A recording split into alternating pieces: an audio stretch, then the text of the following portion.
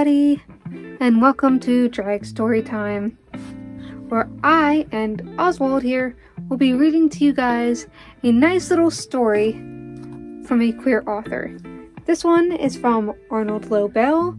He came out a little later in life, and honestly, his stories are really great. They are part of the I Can Read book, which is a Newbery Honor book, and is one that is great for teaching children how to read. So I'll be reading a short story from one of his books, which is Frog and Toad Together. The story today will be The Garden, and I will be being helped with my friend here, Oswald. Say hi, Oswald. Oh, you're shy? Well, I hope you're able to help me with the story, though. Of course. So, we'll get to reading. Frog was in his garden. Toad came walking by. "What a fine garden you have, Frog," he said. "Yes," said Frog. "It is nice, but it is hard work." "I wish I had a garden," said Toad. "Here are some flower seeds. Plant them in the ground," said Frog. "And soon you will have a garden?" "How soon?" said Toad. "Quite soon," said Frog. And you can see the pictures right there.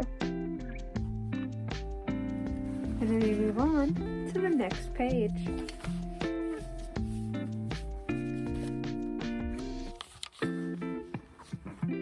Toad ran home. He planted the flower seeds. "Now seeds," said Toad, "start growing." Toad walked up and down a few times. The seeds did not start to grow. Toad put his head close to the ground and said loudly, "Now seeds, start growing." Toad looked to the ground again. The seeds did not start to grow. Next page.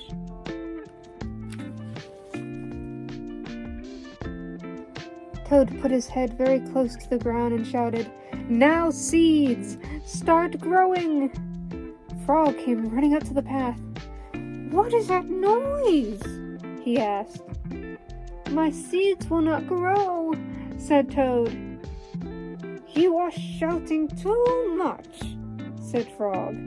"These poor seeds are afraid to grow." "My seeds are afraid to grow?" said Toad. "Of course," said Frog. "Leave them alone for a few days. Let the sun shine on them. Let the rain fall down on them. Soon your seeds will start to grow." To the next page. That night, Toad looked out on his window. "Drat," said Toad. "My seeds have not started to grow. They must be afraid of the dark." Toad went out to his garden with some candles. "I will read these seeds a story," said Toad. "They will not be afraid." Toad read a long story to his seeds. And we turn the page. All the next day, Toad sang songs to his seeds. And the next day, he read poems to his seeds. And all the next day, he played music to his seeds. Toad looked at the ground. The seeds still did not start to grow.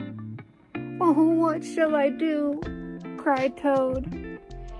"These must be the most frightened seeds in the whole world." Then Toad felt really tired and fell asleep. Next page.